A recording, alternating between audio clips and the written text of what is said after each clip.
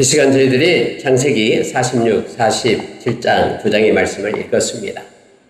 드디어 여러분, 하나님께서 이제 야곱의 가문을 애굽으로 옮기시는 그런 내용이 46장, 47장에 나오고 있습니다. 22년간 보지 못했던 요셉을 야곱이 만나서 너무너무나 기뻐서 이 목을 어긋맞춰서 함께 안고 엉엉 울고 있는 그런 상봉의 장면도 말씀 가운데 나오고 있습니다. 그리고 여러분, 이제 이스라엘 백성이 애굽으로 이집트로 들어갔는데 고센 땅에서 머물게 되는, 그리고 하나님께서 아브라함에게 약속했듯이 그 땅에서 400년이 지나고 수많은 수백만 명의 이스라엘 백성으로 번성하게 되는 그런 하나님의 말씀이 성취되는 내용들이 기록되어 있음을 보게 됩니다. 몇 가지만 간단하게 묵상하고요, 기도하는 시간을 갖겠습니다. 여러분, 46장 1절에 보니까 이스라엘이 모든 소유를 이끌고 떠나 부엘세바에 이르러 그의 아버지 이삭의 하나님께 희생제사를 드리니, 이렇게 되어 있습니다. 이제 여러분, 야곱이 요셉이 보냈던 그런 큰 수레, 또 많은 그런 물건들, 보물들, 이런 것들을 보고 이제 기근이 심하니까 2년째 기근이잖아요. 7번, 7년의 기근이 있어야 되는데 2년째 기근. 가나안 땅에도 기근이 들어서 먹을 게 없었다고 말합니다. 이제 그의 고향인 헤브론에 살고 있었거든요. 헤브론에서 떠나서 이제 이집트로 가려고 준비를 꾸립니다. 그리고 가다가 어디에 머물냐면 부엘세바에 머물러요. 부엘세바는 이스라엘의 남쪽 끝이죠. 이집트로 가려면 통과해야 될 그곳이에요. 부엘세바는 참 많은, 아브라함도 그렇고 이삭도 그렇고 그곳에서 머물렀던 곳 중에 하나죠. 근데 그곳에서 이제 고향을 떠나기 전에 하나님 앞에 예배를 드려요. 야곱이 그곳에서 식구들과 함께 하나님, 이제 이곳을 떠납니다. 그래서 예배를 드리는 장면이 나옵니다. 부엘세바에 이르러 그의 아버지 이삭의 하나님께 희생제사를 드리니, 이렇게 되어 있죠. 여러분, 무슨 일을 시작할 때는요, 하나님의 백성들은 하나님께 예배로 시작하는 겁니다. 무슨 일을 시작할 때 하나님께 맡기고 하나님 앞에 예배함으로 우리가 일을 시작할 때 하나님이 그걸 맡아주시며, 맡겼기 때문에 맡아주시며 인도하심을 믿습니다. 야곱이 얼마나 불안했겠습니까? 애굽으로 내려가는데, 그래서 부엘세바에서 하나님 앞에 엎드려 희생제물을 드리면서 하나님, 우리를 도와주세요, 우리와 함께 해주세요 하면서 예배를 드리니까 성경에 보니까 그날 밤에 하나님이 찾아오셔요. 그래서 2절에 보니까 하나님이 이스라엘에게 찾아왔다고 해요. 야곱의 이름이 이스라엘이잖아요. 승리자라는 뜻이잖아요. 그래서 밤에 야곱아 야곱아 하면서 하나님이 찾아오십니다. 이렇게 말씀합니다. 애굽으로 내려가기를 두려워하지 말라. 내가 거기서 너로 큰 민족을 이루게 하리라. 내가 너와 함께 애굽에 내려가겠고 반드시 너를 인도하여 다시 올라올 것이며 요셉이 그의 손으로 너 눈을 감기리라. 하나님께서는요, 이 야곱의 모든 그런 마음을 다 아시고 하나님은 나타나셔서 야곱아 두려워하지 마라. 내가 너와 함께 하겠다. 하나님께서 함께 하신 것만큼 가장 큰 복이 없죠. 왜요? 하나님은 전능하신 하나님이시고요. 하나님은 주권자 되시고 모든 것을 다스리고 행하시는 그런 주제가 되신 분이 하나님이시기 때문에 하나님이 약속하신 거예요. 야곱아, 내가 너와 함께 하마. 그리고 내가 아브라함에게 약속했던 것처럼 네 민족이, 네 가족을 그 애굽에서 엄청나게 크게 번성하게 하겠다. 하늘의 별처럼 땅의 모래처럼. 그리고 우리가 알다시피 이 족보가 나오잖아요. 들어가면 70명이 그곳에 있게 되잖아요. 물론 요셉의 가족까지 합해서 70명이에요. 근데 여러분, 그곳에 70명이 들어갔는데 다음에 250만 명, 엄청난 숫자가 그곳에서 늘어나게 되잖아요. 큰 제국 속에 들어갈 때는요, 조그만 가족의 사람들이 들어가면 다 섞여져서 희석되잖아요. 문화를 유지할 수 없잖아요. 근데 여러분, 하나님께서는 이 고센 땅에 이 람셋에 하나님이 특별히 그들을 집어넣었어요. 그것은 비옥한 땅이었어요. 풀들도 많고 그 나일강의 삼각주 평야가 있는 좋은 곳이었어요. 하나님이 그걸 예비하고 그것을 인도하시는 거예요. 내가 너와 함께하마. 내가 그곳에서도 너와 함께하겠다라고 야곱에게 말씀합니다. 근데 또 한 가지 개인적으로 야곱에게 하나님이 주신 말씀이 있어요. 그게 뭐냐면요. 바로 4절이에요. 내가 너와 함께 애굽으로 내려가겠고 반드시 너를 인도하여 다시 올라올 것이며 요셉이 그의 손으로 내 눈을 감기리라. 그러니 너의 인생의 후반부를 요셉이 책임질 것이다. 그러니 너는 근심하지 말고 내려가라 라고 말합니다. 여러분, 사람들은 다 고향을 떠나기를 싫어합니다. 특히 나이가 많이 먹을수록 좀 더 고향으로 돌아오잖아요. 근데 고향은 나이 먹어서 고향을 떠난다는 것은 어렵습니다. 힘듭니다. 그런데 하나님이 함께 하시니까 이 야곱이 그 헤브론을 떠나서 고향을 떠나서 요셉이 있는 다른 나라 애굽으로 떠나게 되는 장면이 나오고 있습니다. 여러분, 하나님께서는 약속하신 대로 다음에요. 이제 17년이 지나요. 그래서 그의 나이 147년이 오늘 우리가 읽었잖아요. 47장에서요. 그래서 이제 야곱이 죽을 때가 다 됐다고 나오죠. 그때 여러분 야곱이 불러요. 말씀을요. 요셉을 요셉아 너는 내 허벅지 밑에 손을 넣어라. 허벅지 밑에 손을 넣는다는 것은 맹세를 얘기하죠. 반드시 지켜야 되는 걸 맹세하게 하는 거예요.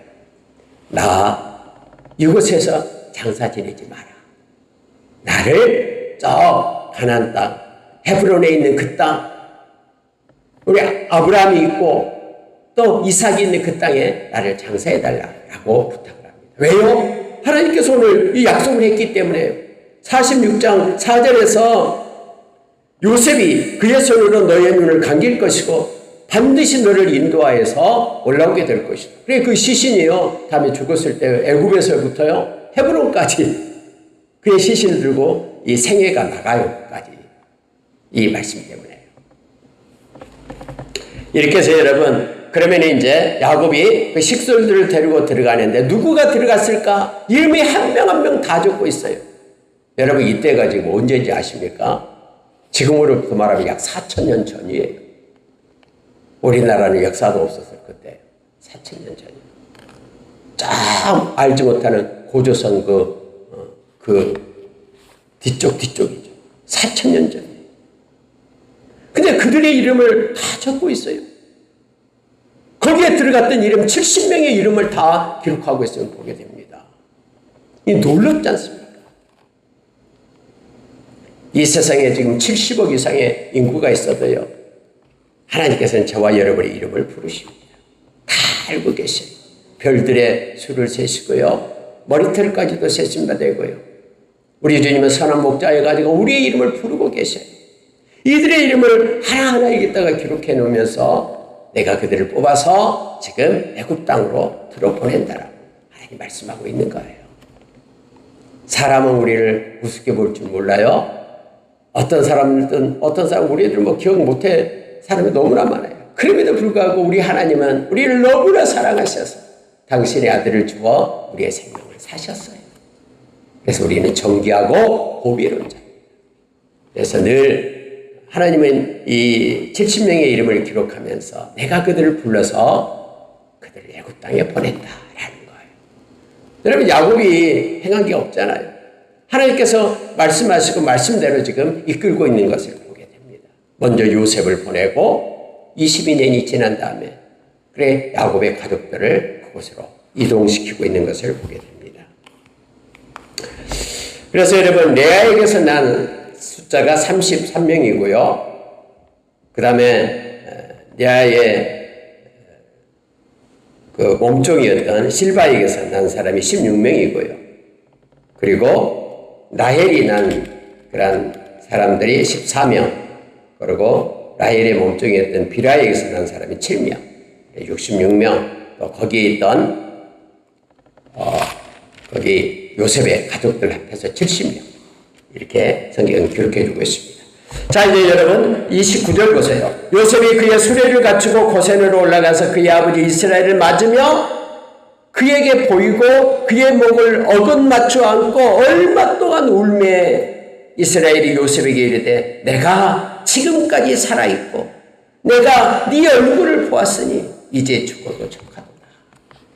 여러분, 요셉이 죽고요, 야곱이 그 자식들에 의해서 속임을 당하고 22년 동안 지금까지도 속고 살았잖아요. 맨날 요셉을 보면서 울고 지냈던, 얼마나 후회를 했겠습니까?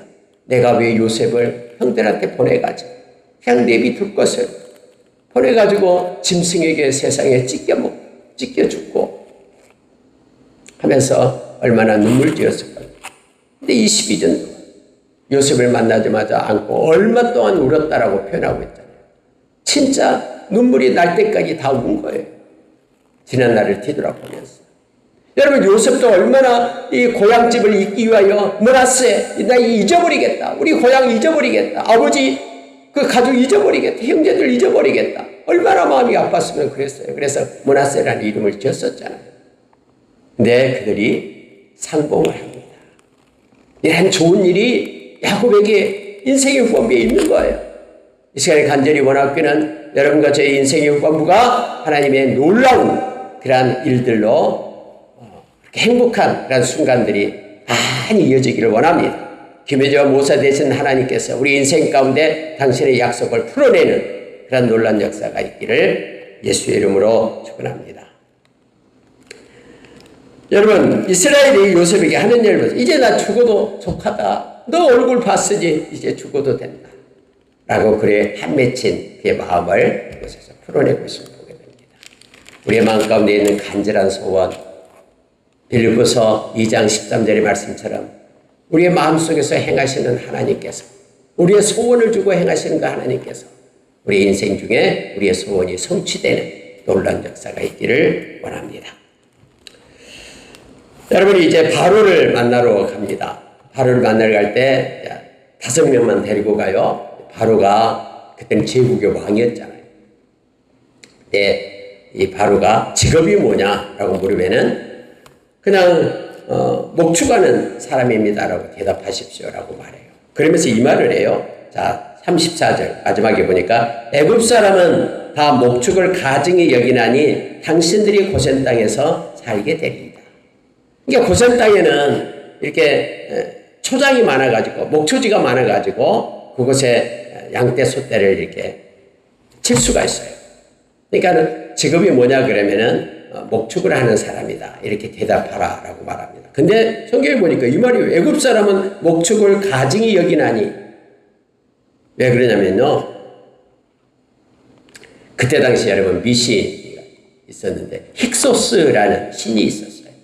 이게 목축의 신이에요. 근데 그때 지금 아브라함 때에 그 애굽 땅을 지배했던 왕조가 힉소스 왕조예요. 근데 지금 이제 야곱이 지배했을 때 이 왕조는 이집트의 왕가는 바로 힉소스 왕가를 갖다 다 멸절시켰어요. 그래갖고는 증오하고 있었어요. 그래서 여러분, 그 힉소스가 목축의 신이라는 이름과 똑같기 때문에 목축하는 것을 싫어했어요. 지금 이 정치 그 바로 왕이. 그래서 여기서 지금 애굽은 목축을 가증히 여기고 있습니다라고 말하고 있고요. 특히 여러분 돼지떼를 치는 것은요, 이스라엘이 너무나 싫어했잖아요. 돼지는 이렇게 부정한 동물로 여겨가지고 천민들이 치는 것으로 그렇게 되어 있었죠. 어쨌든 여러분 이렇게 목초지가 있는 고센 땅으로 가게 될 겁니다. 이렇게 얘기해서 47장에 이제 바로를 만나요. 근데 여러분 7절 보십시오. 47장 7절. 요셉이 자기 아버지 야곱을 인도하여 바로 앞에 서게 하니 야곱이 바로에게 축복하며, 이렇게 되어 있죠. 10절에도 야곱이 바로에게 축복하고 이렇게 되어 있습니다. 여러분, 축복은 아무나 하는 게 아니죠. 아니 여러분, 바로 왕을 신처럼 여기는 바로 왕한테 어떻게 야곱이 축복할 수 있습니까? 근데 여기는 야곱이 축복했다라고 말하잖아요. 이전에 아브라함이 그렇게 멜기세덱을 만났을 때 아브라함이 멜기세덱을 축복한 게 아니죠. 멜기세덱이 나와서 아브라함을 축복해요. 그러니까 아브라함이 자기 전리품 중에서 11조를 멜기세덱한테 드리잖아요. 여기서도 역시 야곱이 축복해요. 왜요? 야곱이 축복권이 있기 때문에 그래요. 아무리 제국의 왕이다 해도, 아무리 권세가 있고 능력이 있다고 해도 여러분, 하나님의 이름으로 축복할 수 있는 사람은 야곱이었어요. 야곱은 비록 초라하게 70명 데리고 그 가난을 피해 가지고는 애굽의 그런 피신에 왔지만은, 그러나 야곱에게는 하나님이 함께하기 때문에 야곱이 그 제국의 왕 바로를 향하여 축복했다고 말합니다. 네, 여러분, 저와 여러분이 축복권이 있는 제사장이라는 거 알고 있죠? 베드로전서 2장 5절, 베드로전서 2장 9절에서 저와 여러분은 거룩한 제사장, 왕 같은 제사장이에요. 그래, 우리가 기도로요, 뭐 대통령도 축복할 수 있고요, 그 누구도 우리가 축복할 수 있어요. 민수기서 6장 24절 27절의 말씀처럼요, 하나님의 지키심과 하나님의 은혜와 하나님의 평강을 하나님 저들에게 하나님의 얼굴을 비추사 복을 내려주십시오라고 저와 여러분을 축복할 수 있는 그러한 권한이 있어요. 권리가 있어요. 많이 축복하시기 바랍니다. 여러분 기도하면서 특히 자녀들을 위해서 많이 축복해 주시고, 여러분을 힘들게 하는 사람들을 위해서도 축복해 주시기 바랍니다. 그들이 그걸 받지 못한다면 여러분이 빈 축복이 비는 자에게로, 기도하는 자에게로 돌아오게 됨을 알게 합니다. 야곱이 축복해요. 이걸 보면서 얼마나 기분이 좋던지요. 야곱이 하나님이 함께함으로 인하여 바로 왕에게 축복하는 놀라운 의미가 있습니다. 그러면서 여러분, 여기서 여러분, 우리가 9절에 우리가 잘 아는 말씀이죠. 야곱이 바로에게 아뢰되 내 나그네 길의 세월이 130년이니이다. 내 나이가 얼마 못되니 우리 조상의 나그네 길의 연조에 미치지 못하나 험악한 세월을 보내었나이다. 이렇게 말하죠. 그렇죠. 아브라함은 176세, 170살이 넘었죠. 이삭은 180세 살았죠. 근데 야곱은 이게 130세 지금. 근데 험악한 세월을 살았다고 말하죠. 진짜 야곱은 험악한 세월을 살았잖아요. 형한테 쫓겨가지고 가서 살고, 또 자식들한테 속여가지고 22년 동안 요셉을 죽은 줄 알고 살고, 그만 생활을 살았음을 보게 됩니다. 자, 여러분 17절을 보겠습니다. 그들이 그들의 가축을 요셉에게 끌어오는지라 요셉이 그 말과 양떼와 소떼와 나귀를 받고 그들에게 먹을 것을 주되 그 모든 가축과 바꾸어서 그의 동안에 먹을 것을 그들에게 주니라. 이렇게 되어 있습니다. 이제 여러분 다음 해가 되니까요, 참 이게 묘해요. 기근이 또 들잖아요. 그러면 돈 주고 사요. 백성들이 와서 먹을 게 없으니까. 근데 돈이 다 떨어져 버렸어요, 다음에는. 근데 굶을 수는 없잖아요, 배가 고프니까. 그러니까 이 가축들을 끌고 와요. 가축들을 들고 먹을 것을 바꿔요. 그 다음에 되니까 이제 가축들도 없잖아요. 그래서 이제 다시 요셉에게 와서 백성들이 말합니다. 이제 우리 아무것도 없습니다. 우리를 사십시오. 우리의 땅을 사십시오. 그래서 땅을 다 사요. 그리고 땅을 갖다가 이제 그거 산 사람을 소작농을 주는 거예요. 그래가지고 곡식이 재배되면은 20%, 5분의 1은 새로 바치고 소작소를 바치고 나머지 80% 너희들이 먹어라. 이거 땅 주인은 이제 요셉이 되는 거예요. 바로 왕에게 다 바쳤다라고 얘기하잖아요. 그래서 여러분요, 이 기근이라는 게요, 먹을 것이요, 진짜 무서워요. 아니 배가 고픈데 금덩어리 많이 있으면 뭐합니까? 금덩어리 먹을 수도 없고요. 유라굴로에 그 큰 광풍이 일어날 때요, 그들이 양식을 다 먹고 그 짐 다 버렸잖아요. 그러니까 여러분 마지막 때는요, 모든 배의 기구들, 중요한 보물들, 무거운 것들 다 버려요. 먹을 것만 남고. 네, 여러분 마지막 때에 기근의 때가 온다잖아요. 특히 여러분 말씀의 기근의 때가 오게 돼요. 영적인 기근의 때가 온다라고 아모스서에서 말해주고 있잖아요. 아무리 말씀을 읽고 들으려고 해도 말씀이 없는 기근의 때가 와요. 세상의 풍조가 그렇게 가기 때문에. 근데 우리는 말씀 읽는 데에 우리가 습관화되어 있어가지고 매일매일 말씀을 읽고 묵상하는 우리가 되길 원합니다. 마지막 때 기근의 때에 하나님의 백성과 어떻게 하냐? 하나님께서 이 야곱의 가족을 지켜주듯이 하나님의 방법으로 하나님의 백성을 지켜주셔요. 우리는 그걸 믿습니다. 요한복음 6장 35절의 말씀처럼 우리 주님은 생명의 떡이기 때문에 주님께 오는 자는 결코 줄이지 않음을 믿습니다. 목마르지 않음을 믿습니다. 여기서 보면요, 모든 사람들이요, 이제는 돈이 없어지고 양식을 구하기 위하여, 이제는 양떼 소떼가 없어지고, 이제는 땅까지도 없어지고, 이제는 자기가 노예가 되어서 그 밑에 들어가게 되는, 그래서 앞으로 이 기근의 때에 이 곡식이 큰 무기가 되는, 다 먹어 삼키는 그런 일들을 하게 됨을 알게 합니다. 말씀을 마치겠습니다. 자, 31절을 보겠습니다. 야곱이 또 이르되 내게 맹세하라 하매 그가 맹세하니 이스라엘이 침상머리에서 하나님께 겸비하니라. 야곱의 나이가 이제 147세가 돼서 나에게 맹세하라, 나의 시신을 저 헤브론에다 묻어주라라고 말합니다. 그렇게 하겠다고 얘기하니까 요셉이 하나님께 감사의 기도를 올려요. 왜요?